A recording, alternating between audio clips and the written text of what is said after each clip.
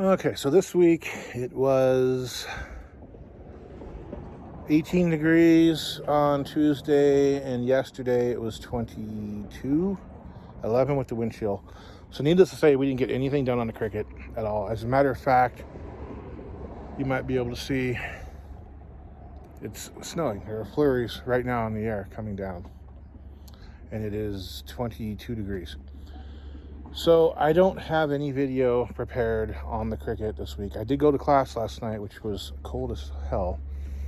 Got a lot of work done on the door. I still have a lot more left to do, but I'm gonna go ahead and give you guys a video here of my Jeep. Now, a couple years ago, I actually shot an episode, or a year ago, on my old camera, an introduction to this thing. And of course the files are lost, so I'll just do another one now. And there's a lot of things that I've done in the interim that will pop up kind of a little bit out of time, but you'll be able to see it. But let me show you what I got here. Okay, so this is my 82 Jeep Wagoneer. This is not a limited, not a Brougham. It's just a base model Wagoneer. Nothing special as far as all that goes. It's got a horrible Mako paint job on it, as you can see. This is the original beige paint.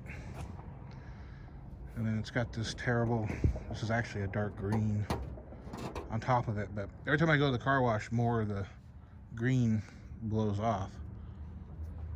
Maybe eventually it'll be back to the color. Oh, that tire looks low. But this, you can see, this is shiny. Beige is still shiny. They didn't prep it at all. Anyway, but I digress. So I got this thing from my crazy psycho neighbor, and it had been sitting in his driveway for 14 years. And then he just told me one day, he says, come get it out of here. And the story went that he had taken it down to Les Schwab, had 5 brand new tires put on it, and on the way home the drive shaft fell out of it. So the tires had 6 miles on them, but they'd been sitting for 14 years in his driveway. The horrible paint job on it. I've actually got a video somewhere, I'll try to get it out to you, of this door. For some odd reason, it was rusted out around the door handle, it was rusted out on the bottom, it was rusted out there, and it had a whole bunch of Bondo. And when Mako fixed it, there used to be the dealer installed rub strips here, the aluminum ones that are riveted. They just Bondoed up to the bottom of that thing. They didn't fix the dent. I put these mirrors on it. I put them in the exact same position that they were on the, they came off of the J10 pickup. They're kind of goofy far back, but any farther forward you wouldn't be able to open the window. And that's where they were on the truck. So my, quote, stainless steel mirrors are rusting. I used to have a roof rack on it, but it leaked and it was all bent up from tree branches falling on it. So I threw it away, welded up the holes, and I just put a thing of Bondo over the welds to kind of insulate it. So last year I pulled the aluminum bumpers off and I put the original, the old school 3-piece bumper on it. Shortly after I got it, I got rid of the pig nose grill. I can't stand the way those look. These are off of Winnebago. These are factory YJ or TJ fog lights. And that grill I made out of pieces of the Winnebago grill. I will get a Rhino grill for it someday, but I don't have $400 or $500 to pay for one. So one of the things about these Jeeps, you see a lot of them, especially the Grand Wagoneers, is they're almost always rusted out on the rockers. You see mine has no rust. Nothing. It does have quite a bit of filler in this corner here, because at some point it got hit and the bumper came around and dented it. It used to have an auxiliary tank in it that was just completely rusted out. And so where the hole was is where I put the antenna here. So I did the same thing back here. I swapped out the 1-piece bumper for the 3-piece bumper. I put in the heavy tow hitch. These are just a generic Napa reverse light. These lights are off of a 65. So instead of having this huge, chunky, chromy, 30-pound light, it's just this thin little guy here. And they're not in the greatest shape, but they work. I like the way they look a lot better. This used to be a piece of stainless and it was kind of dented up. This came off a Cherokee body color. It got replaced. This piece here was a piece of plastic that had yellowed. This came off the Cherokee as well. I used to have a lot of issues getting this window to come down and go up. Well, it always went up, but it would stop. It wouldn't go down all the way. And so I had to replace all this weather stripping, and that fixed it.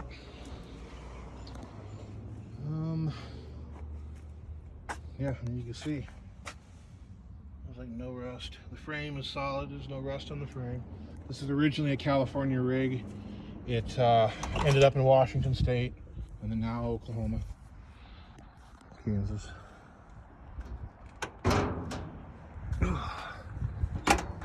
Still got the original mirror on it. I didn't bother to take it off because there isn't any reason to. If I ever fix this thing up and paint it, I will. So, one of the big selling points for me is the 6-cylinder. I know opinions are like,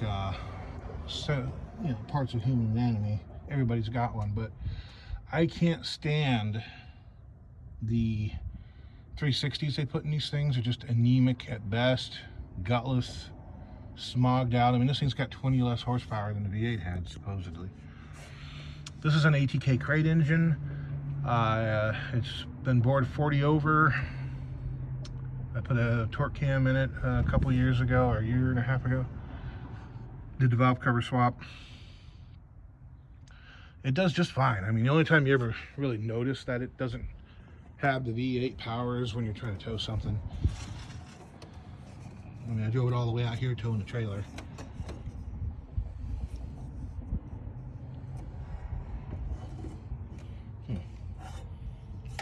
That explains some. But yeah, it does fine. It doesn't use oil. It's halfway decent mileage for how big the rig is. Didn't smoke or knock or anything. It's kind of a mess right now. I got parts and stuff all over the inside of it. Dash isn't cracked. When I got it, it looked like somebody had taken a pair of channel locks and just kind of worked the metal out to fit a radio in it. So, and the ashtray had caught on fire. So I just cut that all out, welded a piece of plate in it, cut it out for another radio, put gauges in it. I don't run the radios anymore. I run the little Bluetooth things, so I had to close that off. That CB antenna supposedly was put in the truck back when it was new, or CB, not the antenna. I put the antenna in. Came with that steering wheel on it. I put the little tack in it. I put the overhead console in it. It does work. It's out of a 96 Cherokee, 93 Cherokee. The seat is the rear seat out of a Ford Econoline from the mid-90s into the mid-2000s. It's really comfortable. It goes in place of the factory bench seat. As you can see, the back seat's a little weathered and needs to be cleaned up. Door panels, I went through them. I've actually got a video on that I'll post. Greased everything up, plasticized everything, sealed it. These are off of a Concorde. Oh, the other selling point is the 4-speed transmission. I didn't want an automatic. Automatics are nice, but for something like this, I'd rather have the stick. Now, the big problem with this rig, the rockers are solid, all that, lack of rust in the frame and everything. However, we've got rust, and these floorboards really bad. And we've got some here around the window. I'm gonna pop it out, grind all that out, seal it, treat it. But this is my Heep. It's a great rig. I have taken it on a lot of little kind of moderately short road trips, but it's been fun. It's been a really good ride. It's time to let it go though. I got a Cherokee that I'm gonna build instead. So this thing will be up for sale. But enjoy. I'm gonna go ahead and post the other videos I've got. Again, they're not really in any kind of order. I'll keep them in as close in order as I can, but they were filmed quite a while ago, so enjoy.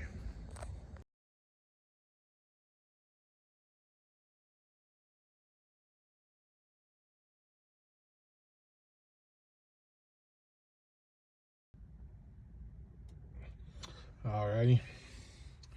We're working on a Jeep here, just finishing up.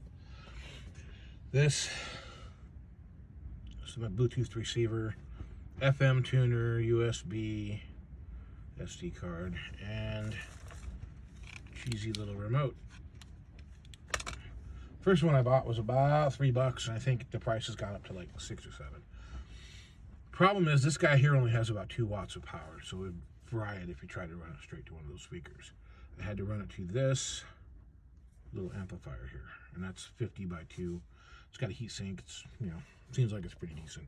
Although it does get pretty hot, I've noticed, in this truck. So the other day I came out, started the truck up, turned on the tunes, and then I heard something that sounded like a 22 going off in here. I didn't really think anything of it. Later I noticed I didn't have any music, and the thing was black. I'm like, Happened to look at it. It's down here.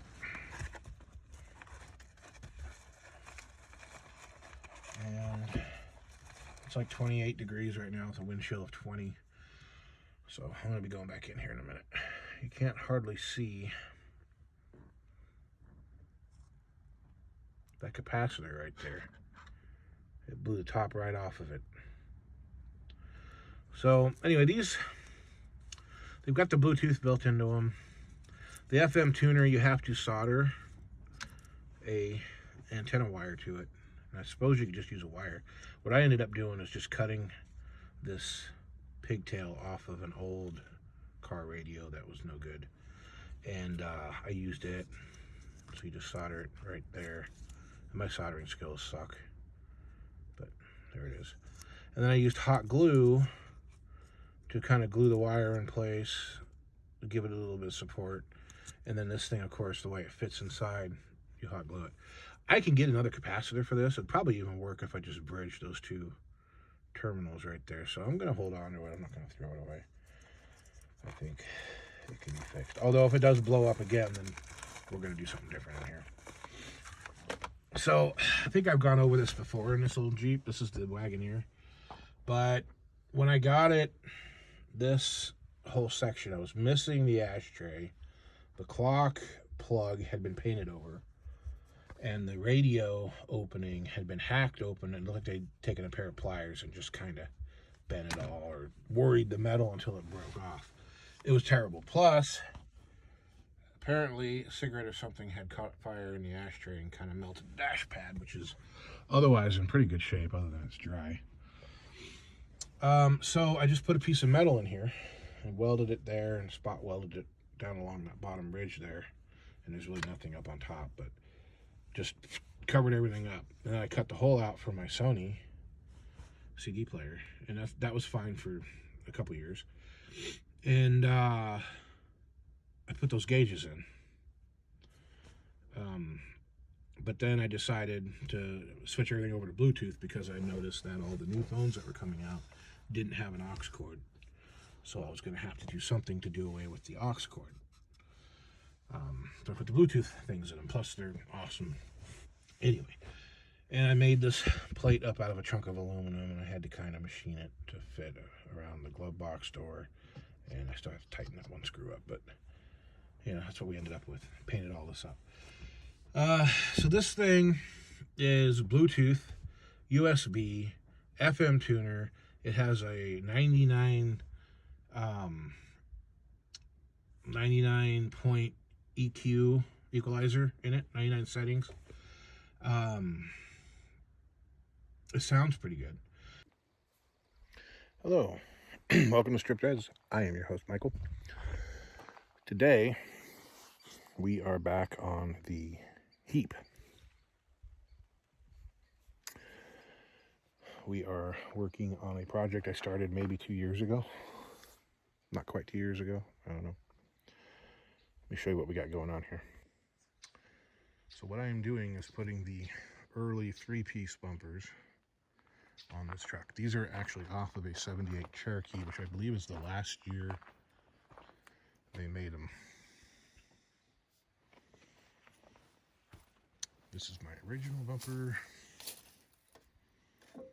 which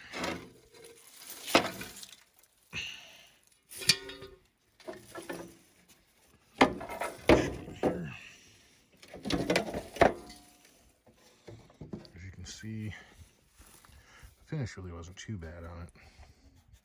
Just aluminum. It's going to get recycled, but it's pretty bent up here. Had a kind of a decent sized whoop-de-doo there. Bent up here, bent up there. And it's pretty bent up in this area. So the truck was rear-ended. This bumper was just kind of shoved up against the thing, and then somebody beating their trailer into the back of it. And these are frankly ugly anyway. I like the 3-piece ones better, and plus if I do put a winch on the front of it, 3-piece will work out better because you know the front's identical. You pop out that center section, you put a winch mount, and you still have the Nerf bars on the corner. So what we had to do, here, I'll go back over here. As you can see,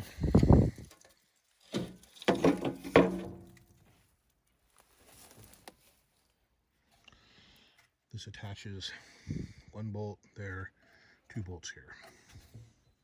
That's it. These ones attach a little differently. Got 2 bolts. So that bolt was the factory bolt. I had to drill that bolt, put them on. Now before I put the trailer hitch on, I have to put those bolts on because you can't get to them once the trailer hitch is on. So I started this project, I took that bumper off, started sanding down the original bumpers, these original bumpers, and that's as far as I've gotten for, like I said, almost 2 years now. I finally got some paint on them, and now we're putting them on. I think aligning everything is going to be a little tough, especially doing it without chipping any paint, but we'll see. These bolts are hidden underneath the end there, because that bolt right there will go through that hole. And those I have right here, painted up, ready to go, and we'll see what happens here.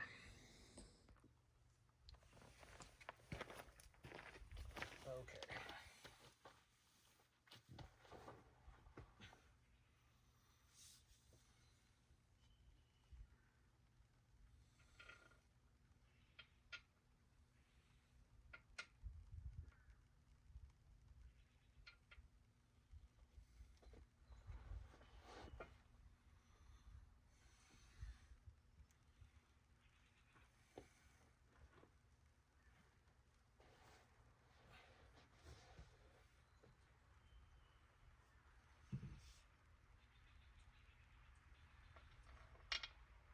Hello, Juice. Hey, buddy.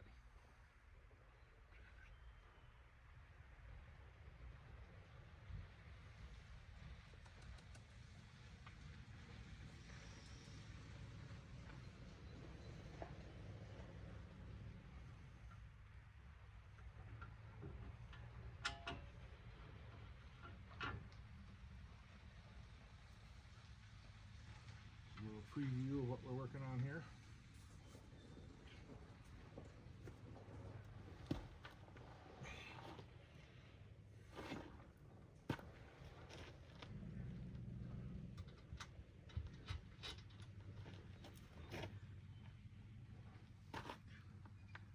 I'm trying to be real careful not to wiggle this around because I don't want this edge scratching the paint.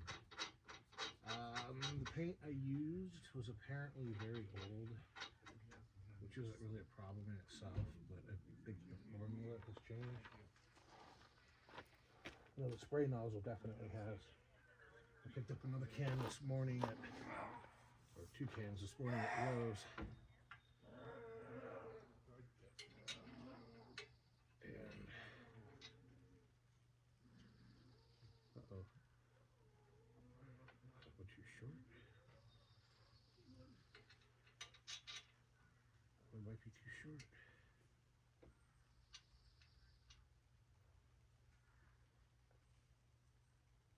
Oh, come on, don't be too short.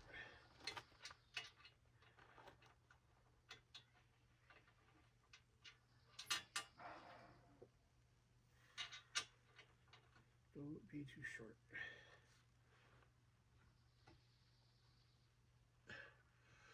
I'm pretty sure that that's going to compress if I get a decent enough bite on it.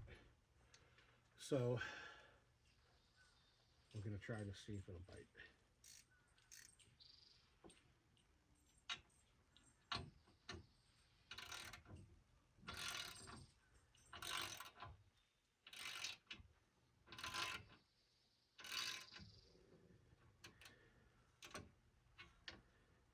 Okay, that's good enough. It's flush with the, the bolt is flush with the end of the nut, so it bit.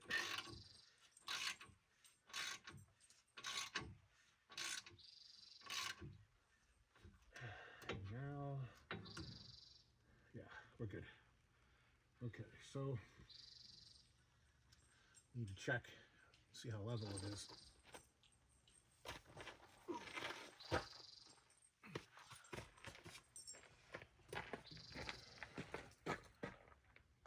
Actually, it looks really good. Okay. Now we'll tighten this one up,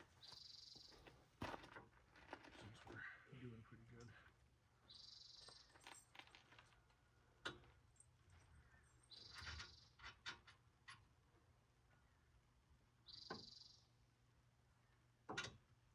Okay, I'm gonna have to get that one with a wrench, because there's no way to fit a ratchet in there.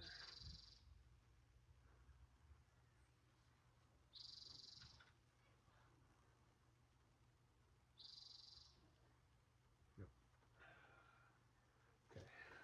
I don't have an 11/16 ratchet with me out here, so we will revisit that here after a bit.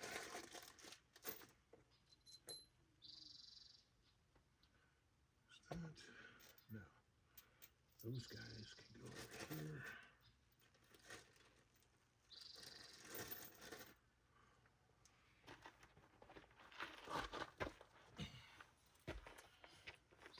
Now this Jeep, I was going for kind of a military look, and no, forget about this. I'm not rah military, although I do respect our soldiers and not about all that. Oops. The reason why is this Jeep's original color was beige, and then somebody painted it this dark green, and I figured this beige would hide most things, and then when the time came to actually paint it, it would be better, I thought, than painting it olive drab or something like that.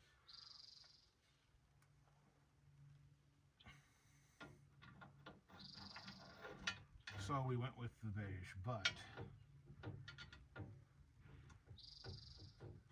what I discovered is that too much is too much. I have a little Tonka truck of the Wagoneer that I painted in these colors, and it's just way too much beige. So I decided to paint, I'm gonna paint the bumpers and the grill and stuff. I'm gonna paint all that stuff this brown, and any of the writing in the beige I'll paint either brown or olive drab. Give it kind of a military look, kind of a tribute to those guys, but at the same time, just let this thing's all one color, and I don't have to worry too much about anything. Okay, so here we are again. Awfully short. Awfully short. That one might not even go.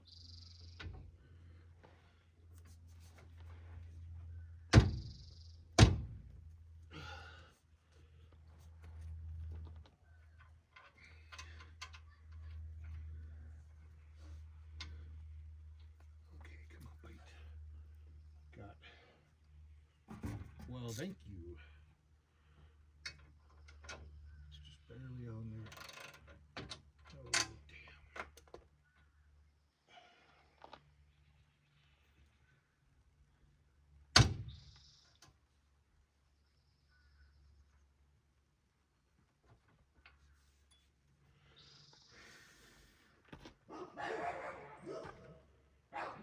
gosh. Looks black from here. Yep. You gotta put stripes with red, silver. What? No. The ones that shine in the dark. What are you talking about?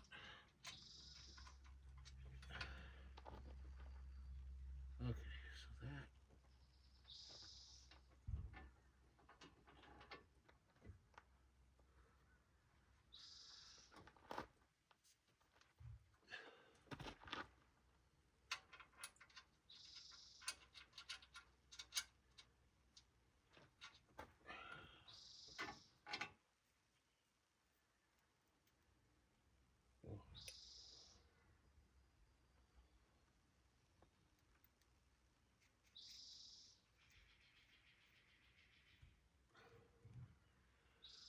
Okay.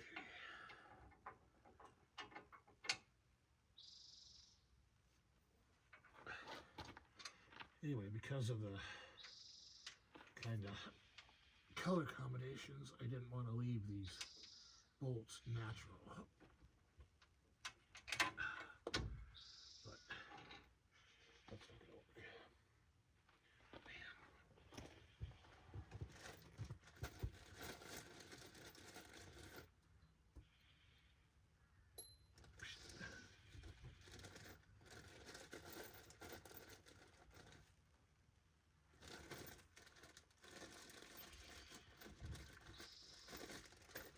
Hey, Muscles. What? What's up? Got myself a new box spring box mattress. Oh? Yeah, my mattress. Your mattress is Garbage. gross.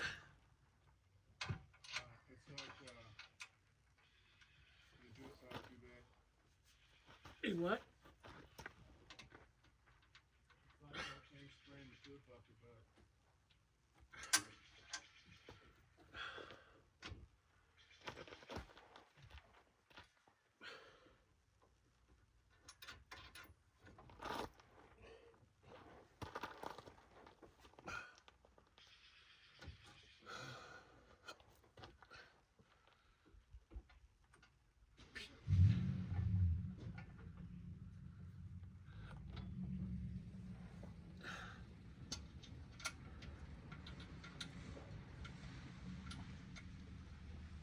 Well, shoot.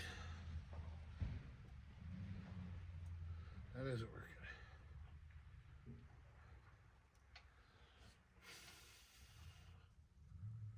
Okay, well, it's not the end of the world. Temporarily, I need to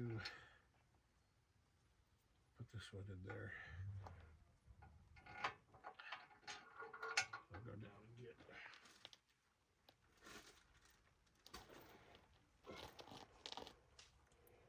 go down and get another bolt.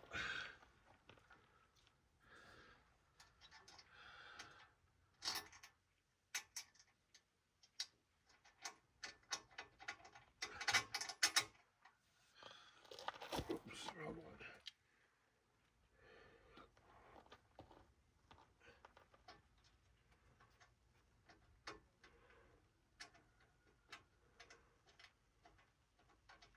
I just throw a little spot of brown paint on it.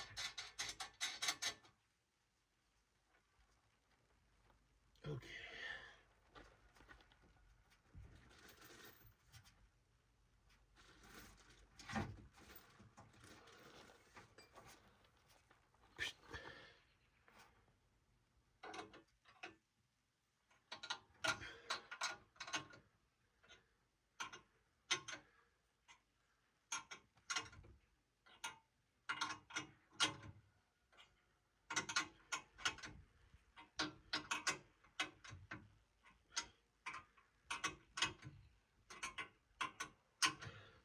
First, I'm going to try to use this other bolt to compress this down.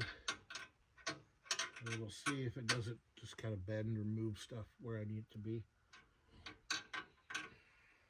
If it does, then we'll go from there.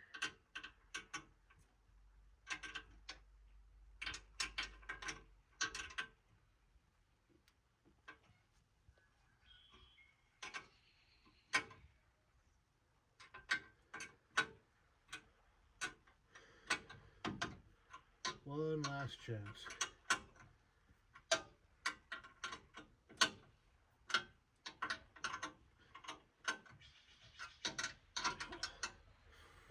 Damn. That is just kind of sharp.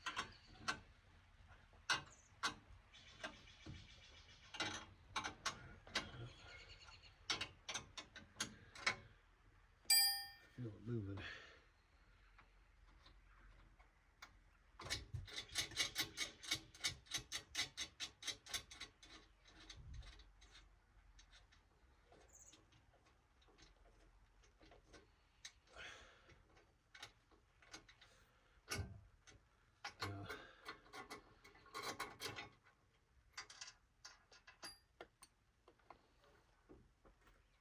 When I took this apart, all the bolts were seized, rusted solid, and I couldn't break them loose. So what I finally ended up doing is I just tightened them until they all snapped off. And I don't know if that was a real bad thing to do or what, but okay, come on. Well, it bit.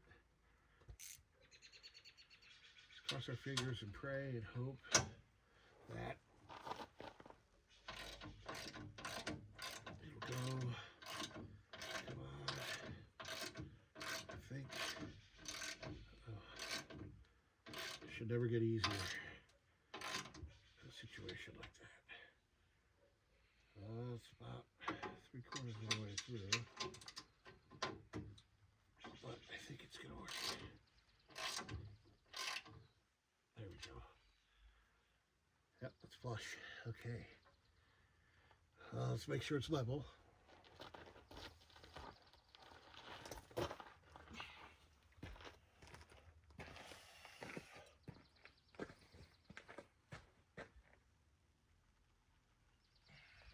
Yeah, looks pretty good. Level enough. Looks like it's pretty well centered too. I'd like it if these bumpers were just a little tighter to the body, but yeah, whatever.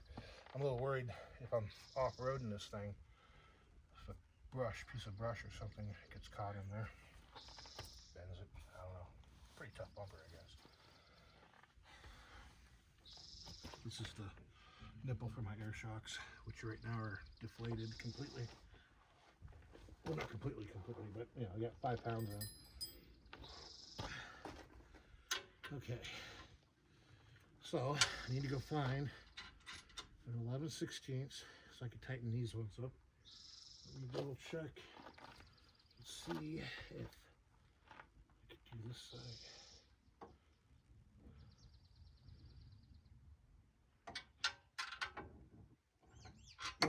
Okay. Yeah, I'm gonna find 11/16 and we'll go through and tighten up everything. Yay.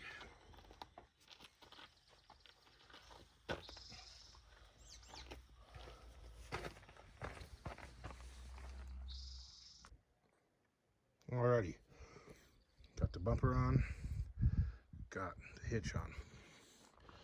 Now this thing, when I got it, used to have just this little dinky hitch. It was basically angle iron and a piece of flat bar that came out.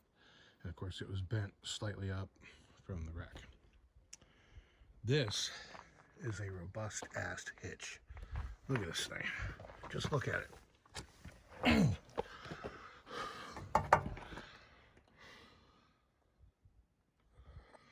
got one mounting point, 2 mounting points. You've got 2 more of them here behind the bumper and an extra one right there. I mean, that's a pretty heavy metal there. And this one is heavy. The other one was light. I tried to give it away, but nobody wanted it, so to the scrap place it went. Okay. So I didn't bother painting it up. I'm pretty happy with how this job came out. There is a slight, the bumper's off slightly. Not really much I can do about it, so I want to shim it. I don't care that much. I'm pretty sure the frame is slightly bent on this truck, on this side, because like the original bumper was pushed up against the body, you know. Done. So this is an 82, and originally it had these god-awful, big, heavy chrome covers that went over the taillights. These are off of the 65, 66, real thin, and for some odd reason, where the two studs go in, the plate behind it was either welded wrong or drilled wrong, but this is how it sits. My original one didn't have any bolts there, just had these two bolts here. So somebody screwed up in the factory. I gotta get inside there, cut that off, re-weld it in a higher position, and then plug these two holes. Not important right now. These are the 82 lenses. They fit right in the early holes. I still have the reverse lights. Have not tossed them yet, but they're gonna go. As you can see, they're all busted up. But this whole thing covered that bottom half. And these are just something I had at work. Just some Grody or truck light, signal stat, reverse lights. They work well, they look decent, they look factory, kind of. Yay, but see, all that stuff was still underneath it. 82, you know, 68 to 82 at least. Pretty much the same. Yeah, this side went in a lot nicer. I mean, these aren't in great shape. The chrome's pretty bad, pitted, but I don't care. It's just whatever. And I used metal fill to fill those two holes, and you can actually see them, but I don't care. Again, it's just whatever. This antenna, this truck used to have a dual tanks. The rear tank hadn't been used in at least 20 years. It was junk. It was all rusted out. I tossed it, and I used this to plug up where the other filler was. Okay, I need to pick up my mess.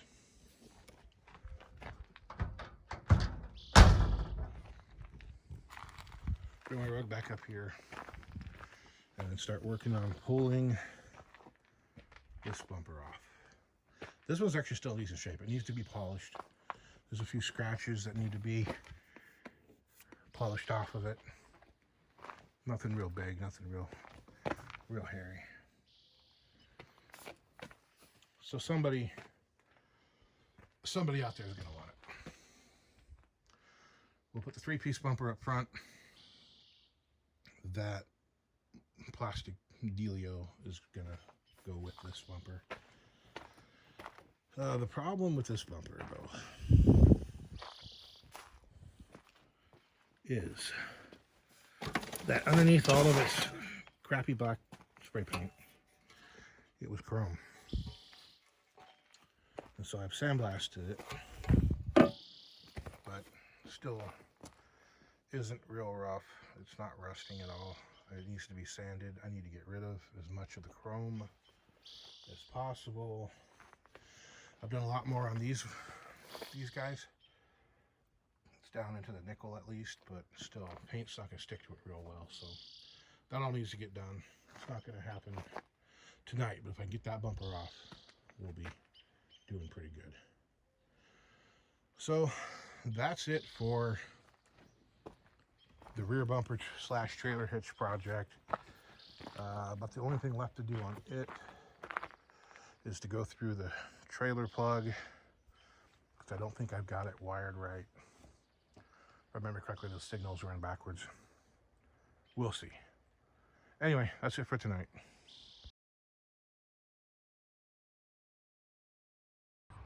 Alrighty, we got it on there. Just to kind of line everything up, I had to cut and weld the brackets. They're completely different than the 82s. And it's not, kind of dips down here. It's not great, but it works. And I can be happy with it. Now I gotta pull it all back off, paint it, and try to get it all lined back up again. And I still gotta put a light bulb in there. Okay, so today we're gonna jump over on the Jeep, the Heep, the wagoneer. See what we've got here. That's my driver's side door panel. As you can see, it's in pretty bad shape. I think most of it will clean up. It's wrinkled, but there don't really seem to be much in the way of tearing. Get 2 of these here, which is fine. So the passenger side one's a little better. We're gonna rebuild it as well. Let me show you.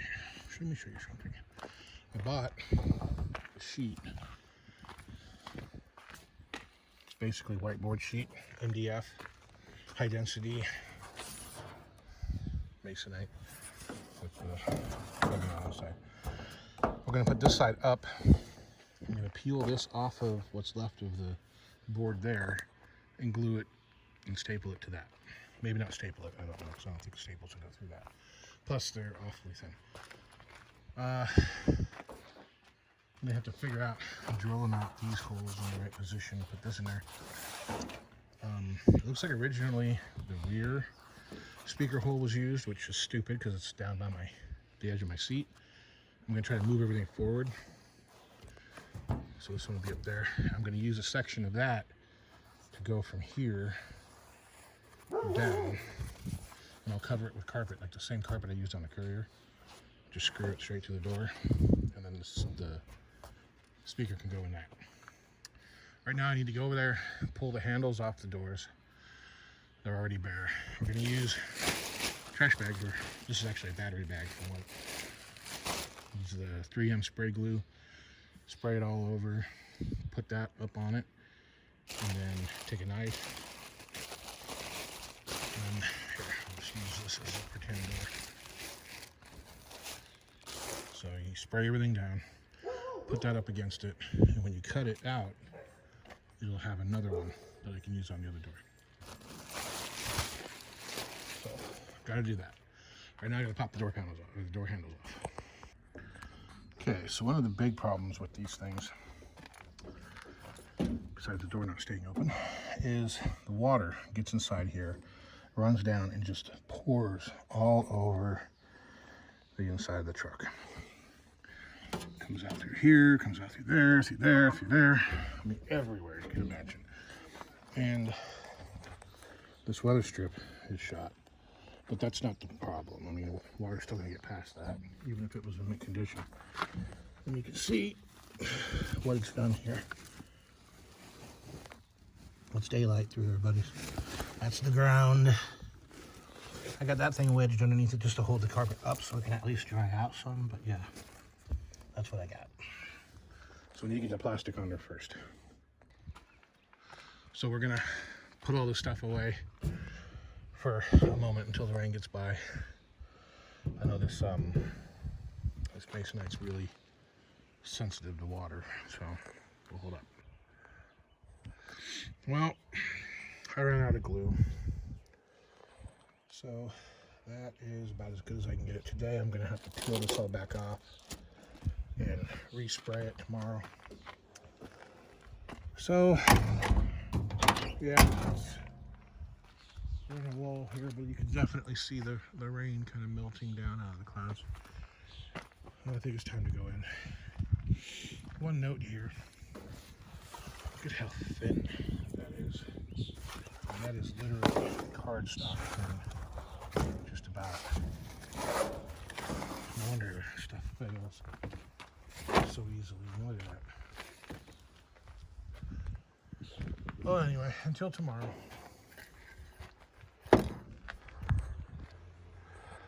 So it really honestly looks like crap, but maybe I could have heated it up with my heat gun and stretched it some more.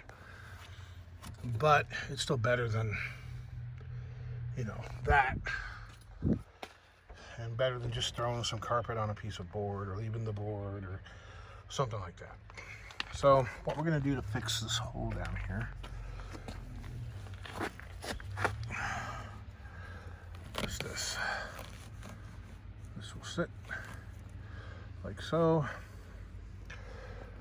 And then the little chrome pieces will go back on the sides here. But this is my panel to hold the speaker in place. Some screws, button it down, and we'll be good. Well, I got ahead of myself there and I didn't pay pay attention. I guess I got in a hurry. I forgot to put the chrome strips on.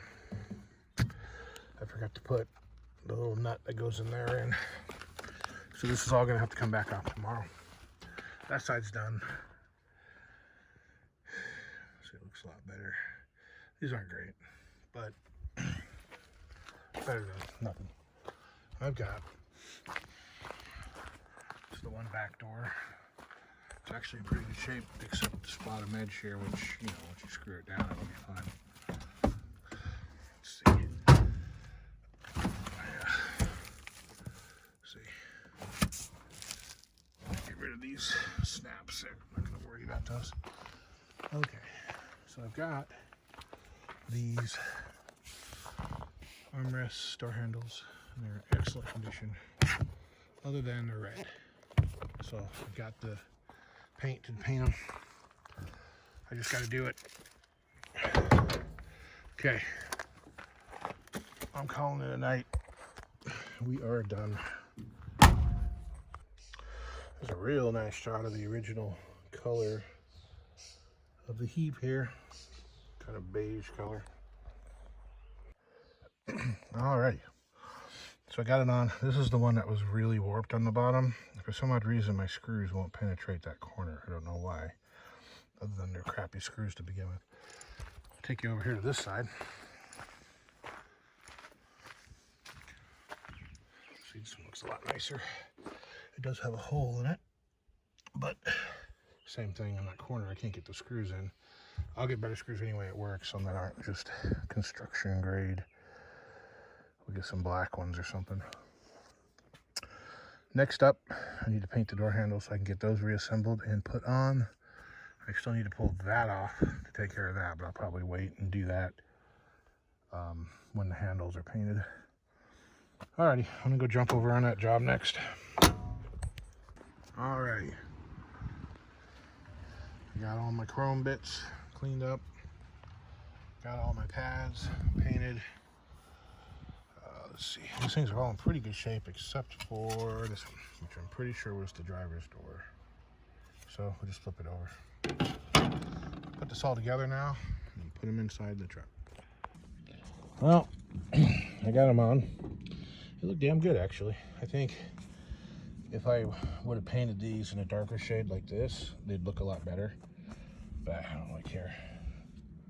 Unfortunately, it doesn't cover up the scarring from the original door handles. I think these look better. They are also earlier style. They're off of like a, well, they're marked 82, but they were on like a 78 or 9 Concord Club Coupe, Town Coupe. These are the original ones here. I think I was missing a couple of them, but the problem is they tear out. See, like that. It's all broken. And there's a guy out there on maybe DJs or somebody that makes a metal. It's like a metal frame that goes inside here that strengthens it, fixes it. But I'm not putting that much work into it, especially when I have some that work. It's my whole thing, you know, function over fun. Besides, those actually look nice. I mean, look at that. Even from inside of here, you can't really see how bad that panel is. You know, it looks good with the metal strips on it. I could touch up the paint right there. Let's see. You can kind of see right there. Because of the way the vinyl stretched, it kind of curved back. So I had to put those in straight up and down. This side came out better. Came out better all the way around. Like even here, I went around the back and I took out all this padding underneath this so it would lay flatter. So like on that one, you can kind of see it bulges out. I didn't do that on that side. I think it came out all right though. And on the rear, yeah, see on the rear, you can't see any scarring. It does go all the way to this edge though, but it doesn't hit the seal or anything. Yeah, so that looks pretty good. Well, that's one task down. One big task down. I still need to clean this thing out, vacuum it. Get rid of all this crap. I just put a new sender in the gas gauge, and just like it was when I first got this truck running, it won't read up past 3/4, which is fine, you know, because at least now I have a gauge. And when I first got this truck, I had to glue all these lenses, and this one has popped free again. I'm not going to worry about it for the move, you know, I'll deal with it some other time. But, yep, now at least I have a working gas gauge. Yay. Here, I don't know, a couple hundred miles ago, turned the corner and all of a sudden the thing started sputtering like it had sucked up a bunch of air. If it was fuel injected, it would be just like it sucked up a bunch of air. But I wasn't low on fuel, and it recovered pretty much. So I stopped up and checked, and sure enough, one of the filters was full of mud. I did not blow through it, so I don't know if it was actually plugged or if it was just full and almost plugged.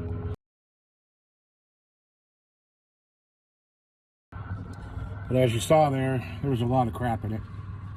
Put it all back together, got on the road. Everything seemed fine, and then when I went to get on an on-ramp, it started sputtering and starving for fuel again. So I pulled off, and I checked the other two filters, and I checked everything I could see, and everything was fine. I even pulled the sending unit back out of the tank to check the sock. There is a lot of crap down on the bottom of the tank, but none of it was stuck in the sock or around the sock, so I don't think that's a problem yet.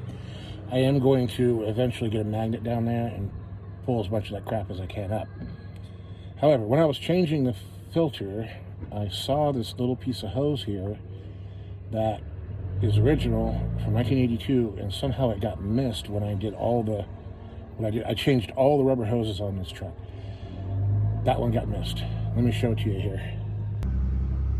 So you can see the angle that it's sitting at isn't great, but shouldn't be a problem, right? Those are the factory crimped on hose clamps. However, look at the hose. Look at that. It's sponge, just like all the other hoses were. It's not even a hose anymore. So I've actually got everything here I need to change that. We're going to change it real quick, and it should fix the problem. And there we are. Gates barricade hose is about the only hose you should be using. This is actually not the fuel injected stuff, which is fine, but it's rated for solvents, alcohol, gasohol, diesel, gasoline, whatever, acid, coolant, I mean anything pretty much.